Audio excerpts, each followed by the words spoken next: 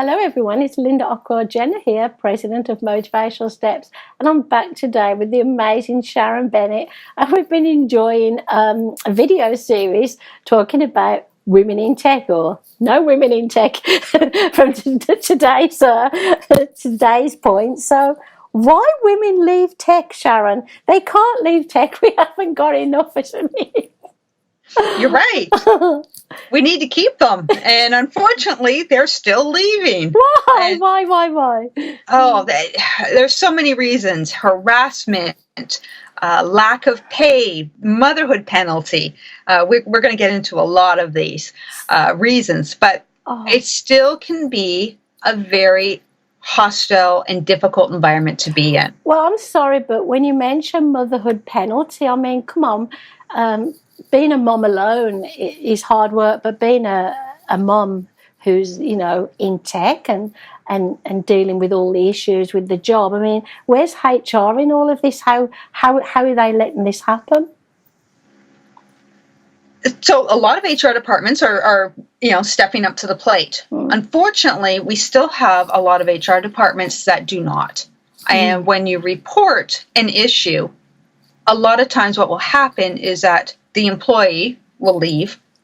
And that's not good. In the case of harassment, the perpetrator is typically promoted or moved to another department. Okay, so I don't get this. So how is this still happening, and why is nothing being done? Again, I think we're getting better. I think HR departments are aware that there is an issue here, and they do understand that we do have to protect all employees, and we have to have an equal and fair environment, whether that is the new mom coming back and to have a room for her to pump breast milk in, which I saw for the first time in my first tech company a couple of weeks ago. The company was based in San Francisco. They actually had a nursing room. They would. It was the first time I've seen that. And it was like, thank you. Having the flexible work schedules for employees. Again, new moms and new dads. Thinking about the States, a lot of times they don't have the same paternity leave as we do here in Canada. So there's some variation between the two countries as well. I'm looking at some of the things here, that make women feel uncomfortable. And we've discussed them in earlier series, but just in case people didn't catch them. The bro culture, harassment, intentional or not, networking events in inappropriate places, networking events in the evenings, lack of leadership, discrimination.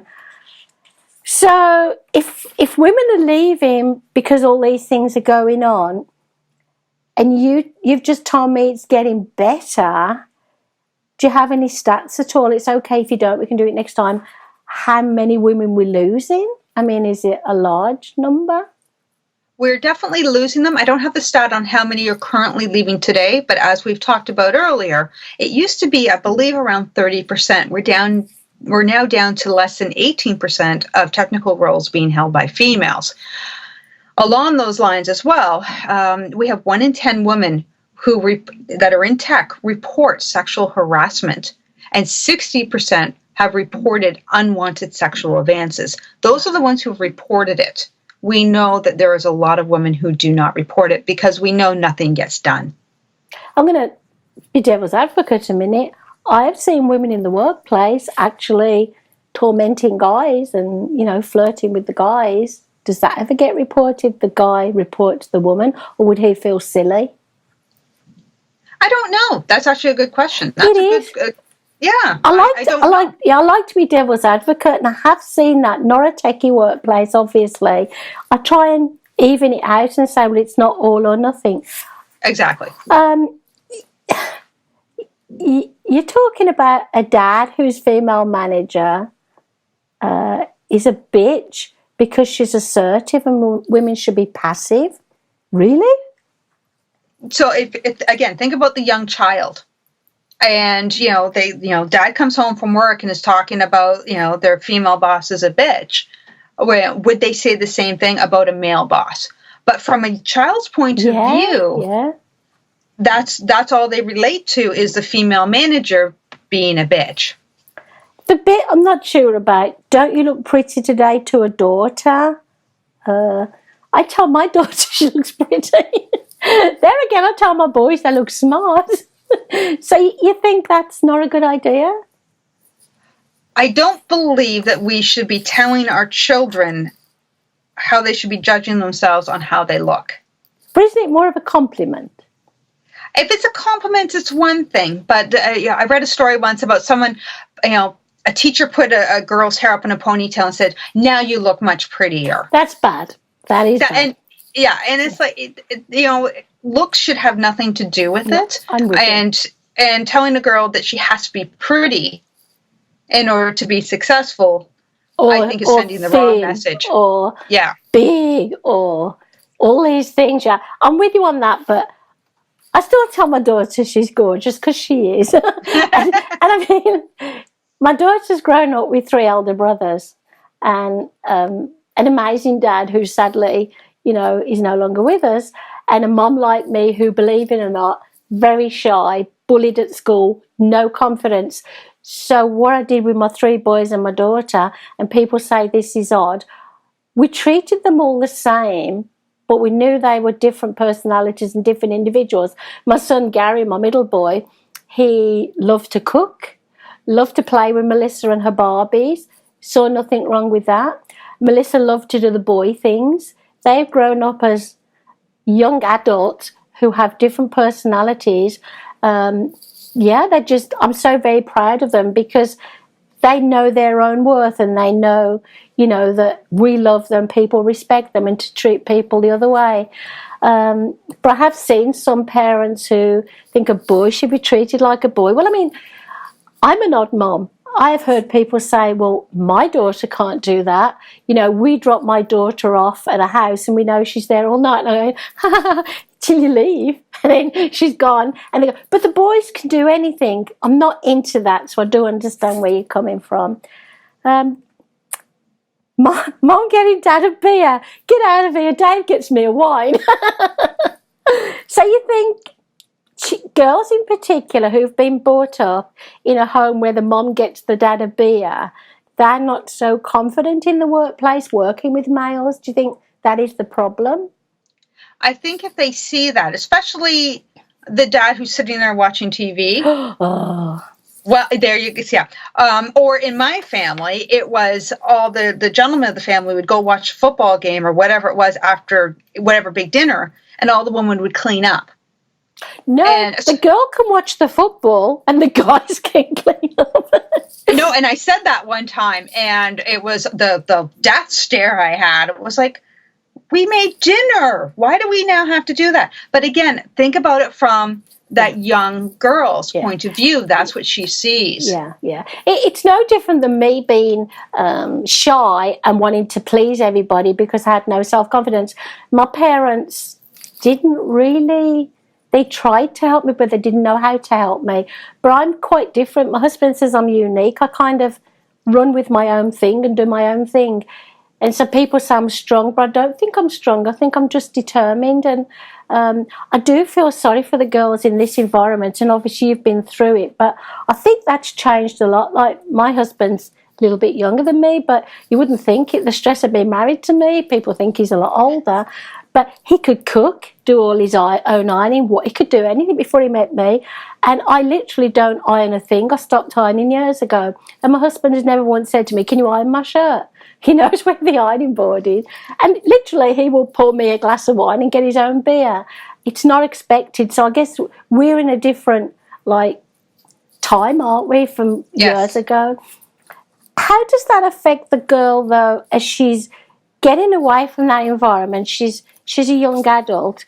Doesn't she then mix with other girls at school who are more confident and maybe gain that confidence to change her past and make her future different? Does that happen, do you think?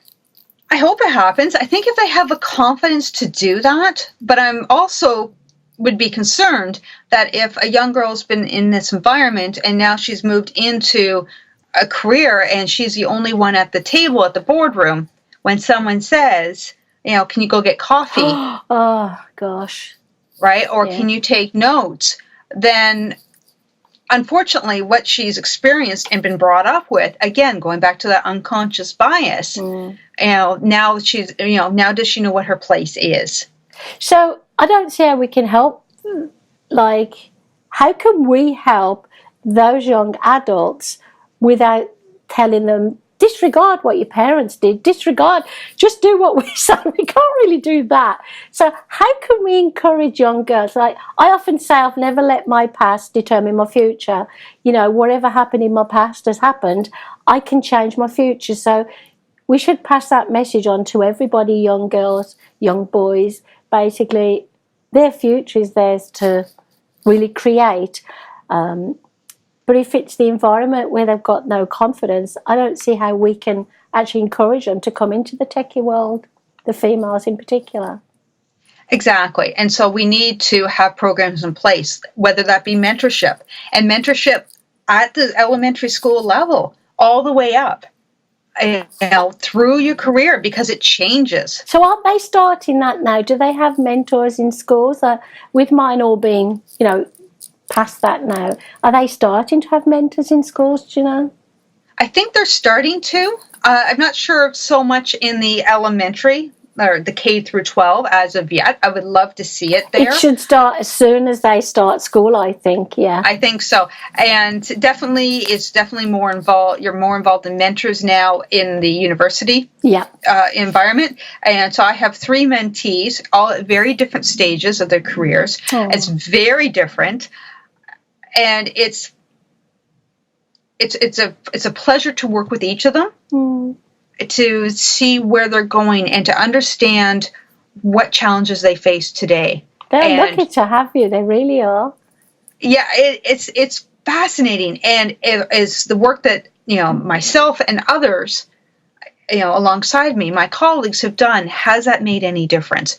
Are we still dealing with a glass ceiling? Are we still dealing with harassment? Are we still dealing with unwanted kisses? Oh, yeah, there's a long way to go. So who inspired you as a young girl? Did someone inspire you to break out of the norm, and say, this is what I want to do? I knew what I didn't want to do.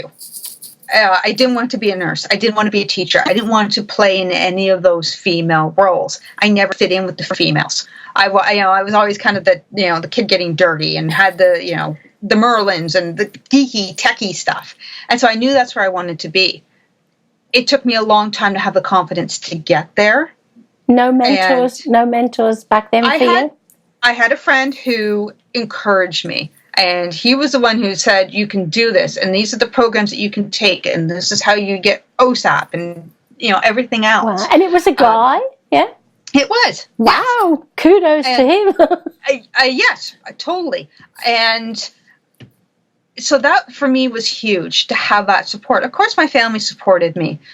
But it's one thing when a peer supports you versus a parent. Yeah. And so if you're going to have your cheerleaders or your personal board of directors, be sure that you include a variety of different people, because then you, again, avoid that gender bias and you get different viewpoints. Again, back to diversity and inclusion. Yeah.